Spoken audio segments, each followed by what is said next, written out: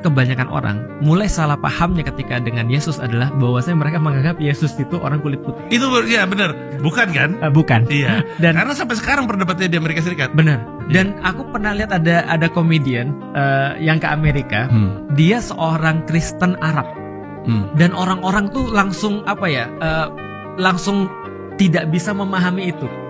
Langsung disonasi kognitif orang ini. Kenapa? Karena gimana bisa kamu tuh Arab dan Kristen? Karena bagi mereka Arab is Muslim, Muslim is Arab, gitu maksudnya. Nah, ketika mereka ngelihat, kok kamu bisa Kristen dari mana? Terus dia bilang, kalau aku boleh ingatin kamu, gitu kan ya, bahwasanya ada orang yang sangat terkenal di tempatku, dari tempatku, asalku adalah dari Palestina.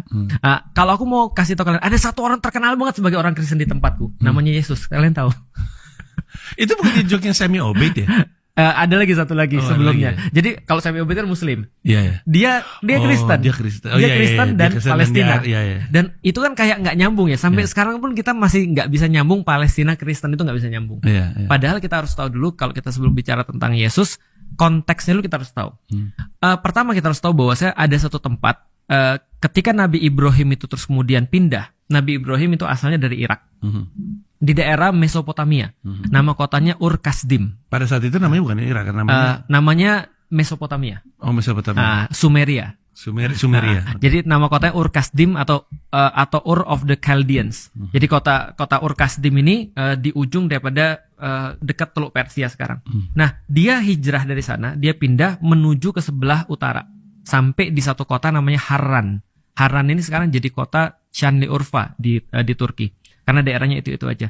Nah, sampai ke Haran, lalu kemudian dia pergi lagi dari situ ke satu tempat namanya Kanaan. Nah, ini kalau orang baca Alkitab tahu Kanaan. Karena Kanaan itu disebutkan di dalam Alkitab. Setelah dia terus kemudian pergi ke Kanaan, maka beranak pinaklah Abraham di Kanaan. Atau Ibrahim dalam pandangan kita. Istri yang pertama namanya Sarah, tapi karena dia tidak memiliki anak, maka dia punya istri yang kedua setelah diizinkan oleh Bunda Sarah. Namanya Bunda Hajar. Bunda Hajar ini orang mana? Bunda Hajar ini adalah putri Mesir. Loh, kok bisa Mesir lagi ceritanya? Kanaan dari dulu tuh tempat banjir. Dari dulu tempat banjir. Makanya cerita Nabi Nuh dan segala macam itu kan di daerah situ. Ketika banjir, bukan hanya banjir, paceklik. Jadi udah banjir, paceklik ketika kekeringan. Saking parahnya tanah ini, lantas kemudian ketika paceklik, dia pergi ke Mesir dan dari situlah dia dapat dikasih terus kemudian putri Mesir namanya Hajar. Bunda Hajar dinikahi, lalu kemudian punya anak namanya Ismail.